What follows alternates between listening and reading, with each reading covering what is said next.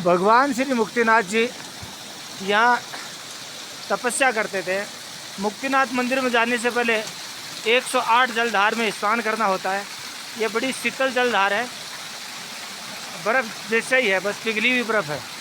108 शीतल जलधार में स्नान करने से आदमी में शायद मानसिक और शारीरिक परिवर्तन हो जाते हैं।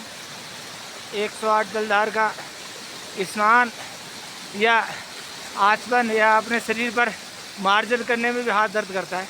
108 जलधार दर्शन के मुक्तिनाथ जी भगवान विराजमान है इसमें।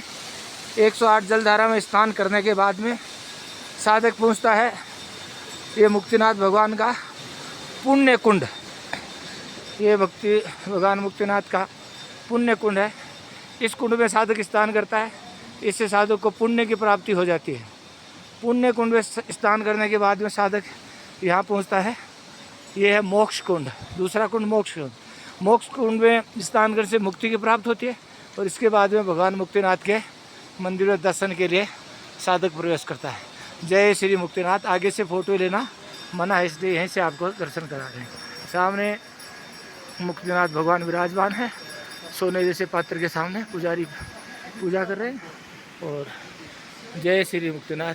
हम ये कह रहे हैं, प्रवचनों में, प्रवचन पढ़ने में, सुनने में, प्रवचन वाली पुस्तकों में समय नहीं खोएं। गीता, रामचरितमानस, शिव महिमना स्तोत्र और रुद्र अष्टाध्यायी, दुर्गा सप्तशती, ये ग्रंथ है। ये उपासना के बिल्कुल करंट ग्रंथ बोले, रोकड़ी ग्रंथ बोल सकते हो। जितना इनसे कर लो उतना आपके अकाउंट में टक टक आ जाता है। तो इनमें समय दो।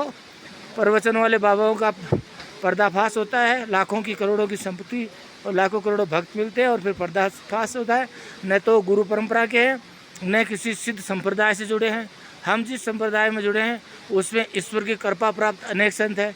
कबीरदास जी, रैदास जी, धन्ना जी जाट, पीपा जी, मीरा जी, अनेकों अनेकों जो हम गिना ही नहीं सकता। इतने सिद्ध संत जुड़े हैं जिनके यहाँ ईश्वर आए। जिस परंपरा की हम उपासना करें, पूजा की, पाठ की, उपवास की, व्रत की, तीर्थ की, जिस उपासना हम है, इस पद्धति में अनेकों सिद्ध संत है हमारे पास में। इसलिए अपनी परंपरा में सभी लोग जुड़ के और पूर्ण मनोयोग से उपासना करें। जय श्री मुक्तिनाथ। और अपने जो गुरु हो गए उन गुरुओं का सम्मान करें। ये नए नए गुरु जो हैं, ये श्री मुंशी प्रेमचंद एक महान व्यक्ति हैं। मैं उनका उदाहरण ही दे रहा हूँ ऐसे लोगों के साथ में।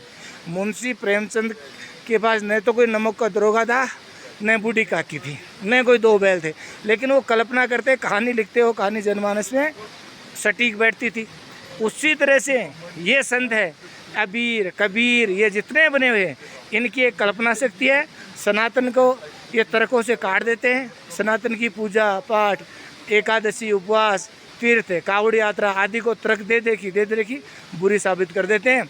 और फिर जो नास्तिक प्रवृत्ति के, जो ईश्वर की तरफ नहीं आकर्षित हो रहे, वो लोग इनसे जुड़ते हैं और ये बड़े बनते और फिर इनके कोई न कोई कारनामे, कोई न कोई हथकंडे निकल आते। जय श्री मुक्तिनाथ। यहाँ मुक्तिनाथ भगवान तपस्या करते हैं। श्री और भूमि देवी इनकी सेवा करती हैं। मुक्तिनाथ बद्रीनाथ में श्री बद्रीनाथ भगवान तपस्या करते हैं। लक्ष्मी जी झाड़ी बनती है और उनकी सेवा करती है। इनको प्रवचन देने के लिए समय नहीं मिला। इन स्वयं नारायण बन रहे हैं। 2-2 हज़ार लड़कियां उसे श्रृंगार करा के अपने पास रख रहे हैं। फिर शंकर का अवतार है। अरे नारायण हो तो फिर शिव का अवतार क्या? नारायण ही हो गए आप, तो फिर अवतार आदि की जरूरत क्या है? सावधान मेरे सभी भक्तों को मैं जय सिया राम, जय श्री मुक्तिनाथ। कर्म कीजिए, कर्म में सब कुछ है।